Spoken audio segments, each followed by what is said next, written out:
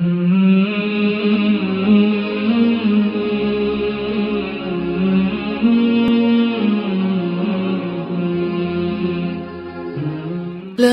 إله إلا الله محمد رسول الله نحمده ونصلي على رسوله الكريم اما بعد فاعوذ بالله من الشيطان الرجيم بسم الله الرحمن الرحيم رب اشرح لي صدري ويسر لي امري واحلل عقدة من لساني يفقهوا قولي اذا سألك عبادي عني فاني قريب اجيب دعوة الداعي اذا دعان فَلْيَسْتَجِيبُوا لِي وَلْيُؤْمِنُوا بِي لَعَلَّهُمْ يَرْشُدُونَ۔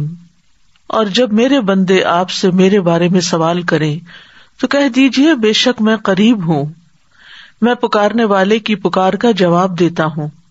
جب وہ مجھے پکارے تو ان کو چاہیے کہ وہ بھی میرا حکم مانیں اور مجھ پر ایمان رکھیں تاکہ وہ ہدایت پا جائیں۔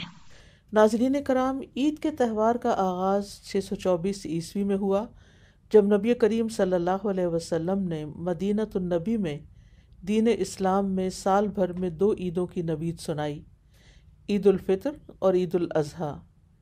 عید الاضحیٰ ذی الحجہ کی 10ویں تاریخ کو عالم اسلام میں پورے جوش و خروش سے منائی جاتی ہے۔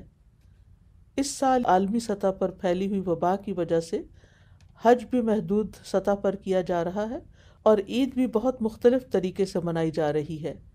ایک مسلمان کو جب اس قسم کی صورتحال کا سامنا ہوتا ہے تو وہ الحمدللہ علی کل حال کہہ کر اپنے اوپر آئی ہوئی آزمائش سے نبرد آزما ہونے کی کوشش کرتا ہے۔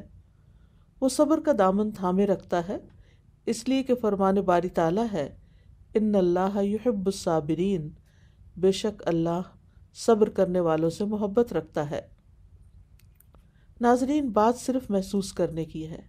اگر ہم یہ سوچیں کہ غم اور تکلیف اور پریشانی کے موقع پر ہمارے ساتھ ہمارا رب ہے تو دلوں کو سکون مل جائے گا۔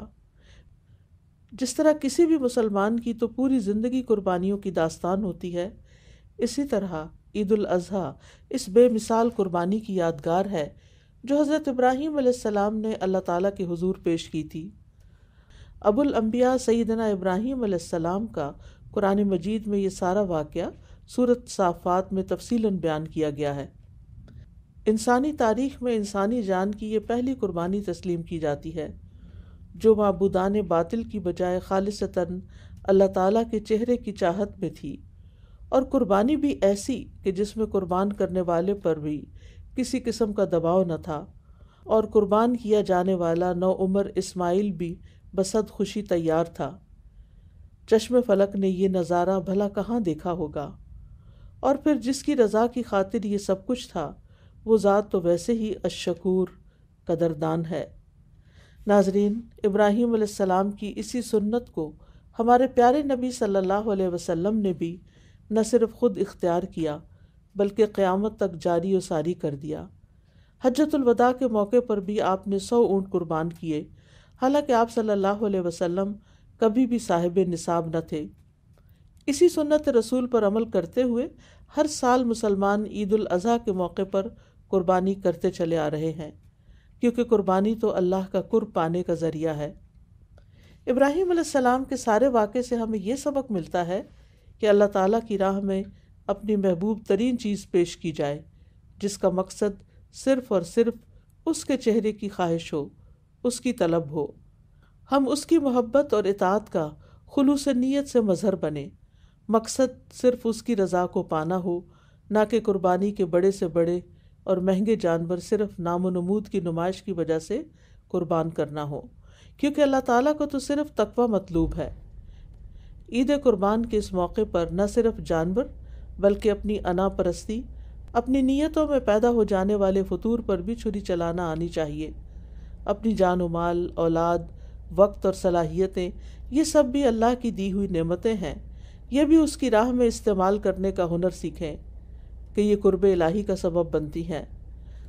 فرائض کی ادائیگی کے ساتھ ساتھ اپنے آس پاس کے لوگوں کا جس طرح سے بھی ہو اپنی حیثیت کے مطابق خیال رکھیں۔ عید کی سنتوں پر جتنا ہو سکے عمل کریں، غسل کریں، حسب استطاعت نئے کپڑے پہنیں، خوشبو استعمال کریں۔ حدیث میں ہے کہ حضرت عبداللہ بن بریدہ سے مروی ہے کہ نبی صلی اللہ علیہ وسلم عید الفطر کے لیے اس وقت تک نہ نکلتے تھے جب تک کچھ کھا نہ لیتے، اور عید الاضحیٰ میں اس وقت تک نہ کھاتے جب تک کہ نماز ادا نہ کر لیتے۔ عیدگاہ پیدل جائیں اور ایک راستے سے جا کر دوسرے راستے سے واپس آئیں۔ حضرت ابو رافع روایت کرتے ہیں کہ نبی کریم صلی اللہ علیہ وسلم عید کی نماز کے لیے پیدل تشریف لے جاتے تھے، اور جس راستے سے جاتے تھے اس کے علاوہ دوسرے راستے سے واپس آتے تھے۔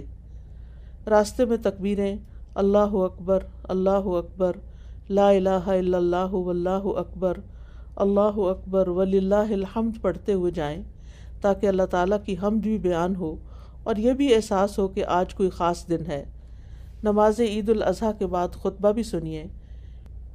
عید کی نماز کے لیے خواتین اور بچے بچیوں کو بھی عیدگاہ لانا چاہیے۔ حضرت ام عطیہ سے مروی ہے کہ آپ نے ہمیں حکم دیا کہ ہم عید الفطر اور عید الاضحیٰ کے روز پردہ نشین دوشیزاؤں، چھوٹی بچیوں اور حائضہ عورتوں کو عیدگاہ کے لیے نکالیں۔ البتہ حائضہ عورتیں نماز کی جگہ سے علیحدہ رہیں گی اور مسلمانوں کی دعا میں شریک ہوں گی۔ میں نے عرض کیا یا رسول اللہ، بعض عورتیں ایسی بھی ہیں جن کے پاس چادر نہیں ہوتی۔ فرمایا جس عورت کے پاس چادر نہ ہو وہ اپنی بہن سے لے لے، یعنی عید پڑھنے ضرور جائے۔ اور عیدگاہ کے منتظمین کو اس کے لیے پردے اور دوسری ضروریات کا انتظام کرنا چاہیے۔ اس سے شوکت اسلام کا اظہار ہوتا ہے، اور مرد اور عورتیں، بچے عیدگاہ میں اللہ تعالیٰ کے سامنے سجدہ ریز ہو کر دعائیں کرتے ہیں۔ تو اگر کسی ایک کی بھی دعا قبول ہو گئی تو یہ تمام حاضرین کے لیے باعث برکت ہوگی۔ لیکن خواتین کو عیدگاہ آتے وقت اس بات کا خیال رکھنا چاہیے کہ وہ پردے میں ہوں، خوشبو نہ لگائیں، مردوں سے الگ ہو کر اور راستے کے کنارے دب کر چلیں۔ آپ سب کو پیشگی عید مبارک۔ اللہ سبحانہ وتعالیٰ آپ کی تمام عبادات قبول فرمائے۔ تقبل اللہ منا ومنکم صالح الاعمال، آمین۔ وآخر دعوانا ان الحمد للہ رب العالمین۔ سبحانک اللہم وبحمدک، اشہد ان لا الہ الا انت، استغفرک واتوب الیک۔ السلام علیکم ورحمۃ اللہ وبرکاتہ۔